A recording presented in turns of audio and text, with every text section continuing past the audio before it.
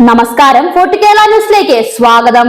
പശ്ചിമേഷ്യയിൽ യുദ്ധം തുടർന്നുകൊണ്ടിരിക്കുന്ന അതിഭീകരമായ സാഹചര്യമാണ് നമ്മൾ ഓരോരുത്തരും കണ്ടുവരുന്നത്. സ്ഫോടനങ്ങളും മിസൈൽ ആക്രമണങ്ങളും പേജർ അറ്റാക്കുമെല്ലാം തകർത്തത് ഒരു പറ്റം ആൾക്കാരുടെ ജീവനുകളാണ്.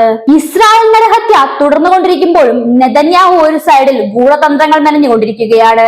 നമുക്കറിയാം, ഇസ്രായേൽ ആക്രമണത്തിൽ മരണപ്പെടുന്നവരുടെ എണ്ണം കണക്കുകളിലും കൂടുതലാണെന്നത്.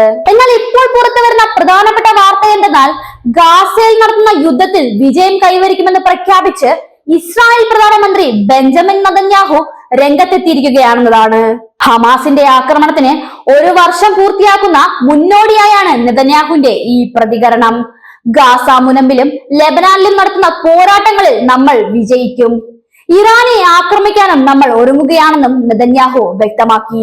കഴിഞ്ഞ ഒരു വർഷമായി ഹമാസിനെ തകർക്കുകയായിരുന്നു ഇസ്രായേലിന്റെ ലക്ഷ്യം. ഹമാസിന്റെ പോരാളികൾ വീണ്ടും ഒത്തുകൂടുന്നത് തടയുന്നതിനുള്ള നടപടികൾ സ്വീകരിക്കുന്നുണ്ടെന്നും നെതന്യാഹു പറഞ്ഞു.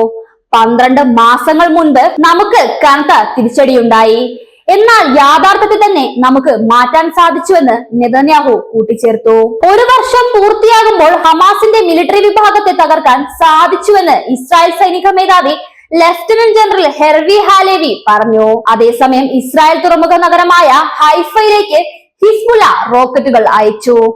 ആക്രമണത്തിൽ 10 പേർക്ക് പരിക്കേറ്റിട്ടുണ്ട്. വടക്കൻ ഇസ്രായേൽ റോക്കറ്റ് ആക്രമണം നടത്തുന്ന ഹിസ്ബുള്ള ആദ്യമായാണ് ഹൈഫ നഗരത്തെ ലക്ഷ്യമിടുന്നത്. ഇസ്രായേലിന്റെ പ്രതിരോധ സംവിധാനമായ അയൺ ഡോമുകളും വ്യോമ പ്രതിരോധ സംവിധാനവും ഹിസ്ബുള്ളയുടെ റോക്കറ്റുകൾ പ്രതിരോധിക്കുന്നതിൽ പരാജയപ്പെട്ടു.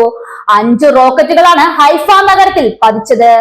റോക്കറ്റുകളെ പ്രതിരോധിക്കുന്നതിൽ വ്യോമ പ്രതിരോധ സംവിധാനങ്ങൾ പരാജയപ്പെട്ടതിൽ ഇസ്രായേൽ പ്രതിരോധ സേന അന്വേഷണം പ്രഖ്യാപിച്ചുവെന്നും റിപ്പോർട്ടുകൾ പുറത്തുവരുന്നുണ്ട്.